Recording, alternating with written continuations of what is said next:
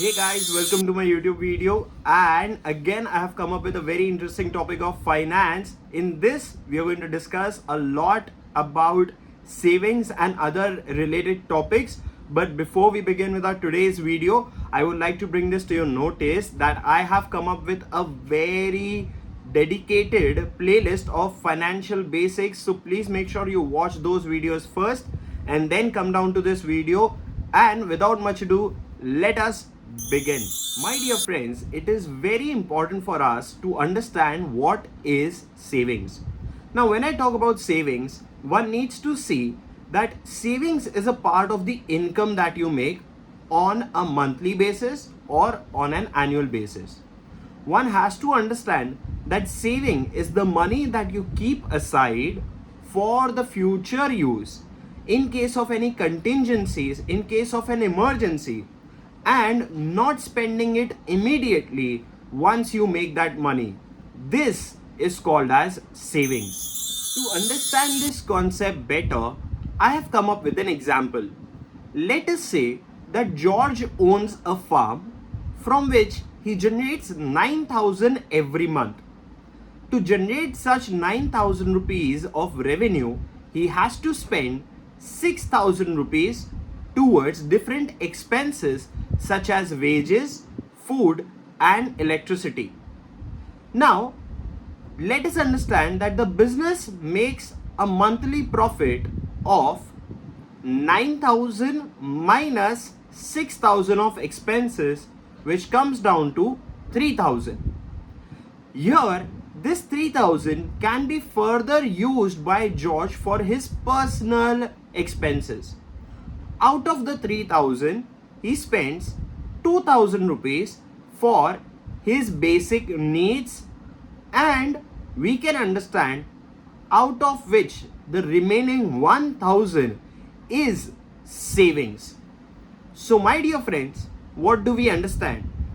That revenue minus your expenses will give you the profits, and out of these profits, the income that you have made, you will first fulfill your needs, and then lastly, what remains with you is savings. We need to understand that saving is a very important element when it comes down to financial management.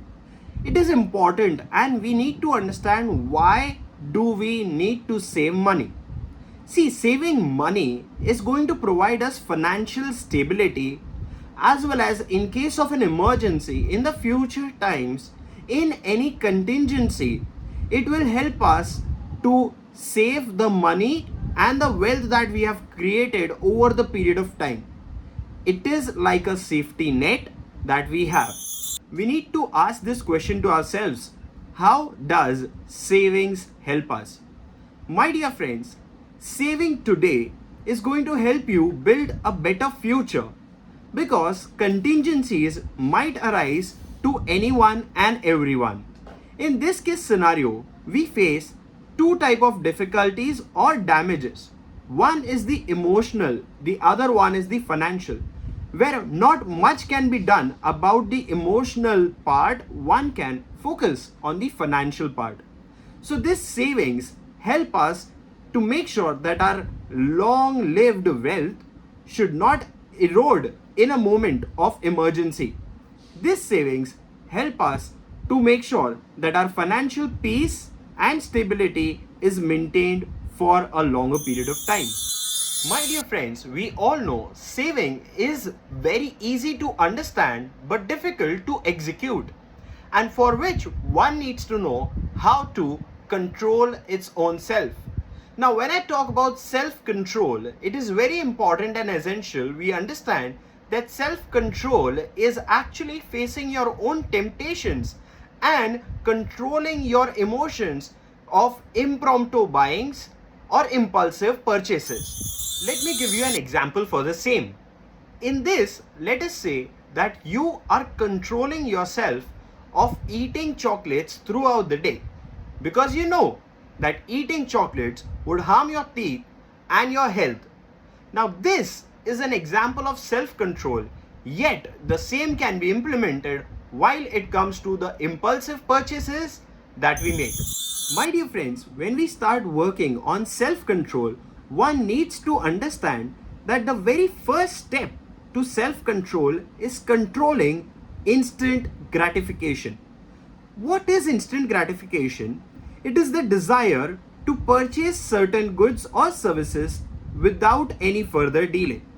One needs to understand that this impulsiveness in itself is called as instant gratification. In such situation, one does not even bother to think that in future one might get a better deal, a better price, or even better services, but be very stringent to go ahead with such instant gratification and make an impulsive purchase. Like for example, we know that sweets are delicious, but they are not good for our health in longer term. Yet, for that very satisfaction in the moment, we have them. That is a classic example of instant gratification without thinking about the future losses or waiting for a better option. A similar concept to instant gratification is delayed gratification. And when we talk about delayed gratification, it means it is delaying or postponing your urge to make a purchase of goods or services. Like for example, making investment in long-term schemes are much more beneficial than any intraday trading or scalping.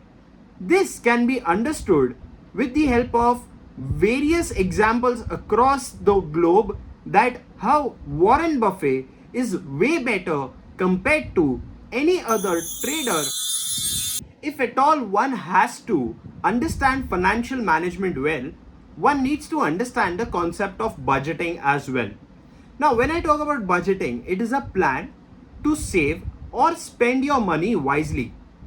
Creating this plan helps you to understand how to allocate the money, prioritizing needs, wants, and other aspects to spending and saving. Budgeting is a very essential part of financial management. Let us understand budgeting with the help of an example. Now, when we talk about budgeting, let us say that if you make 10,000 rupees every month, first out of these 10,000, one should separate 2,000 rupees into savings. And with the remaining 8,000, one can allocate 5,000 towards your absolute essential goods and services. And the remaining 3,000 should be allocated towards your wants. So the budgeting teaches us that first comes savings, then comes your needs, and lastly your wants. It is important to understand scarcity to understand goods and services. Scarcity is a condition throughout the world where the goods and services are not available for purchases because of the higher demand and lower supply. One has to understand why did this happen. Now, scarcity happens because of the unavailability of the raw material, or even after the maximum production not fulfilling the demand. This condition prevails throughout the year, throughout the globe, in every condition. One needs to understand the concept of opportunity cost. Opportunity cost is when a person has to give up on making a certain choice. It is exactly the choice that has been given up is called as the opportunity cost. One needs to understand that opportunity cost is the opportunity lost, and hence they say that the value of the opportunity cost is the value of the best alternative which is given up while making certain choices.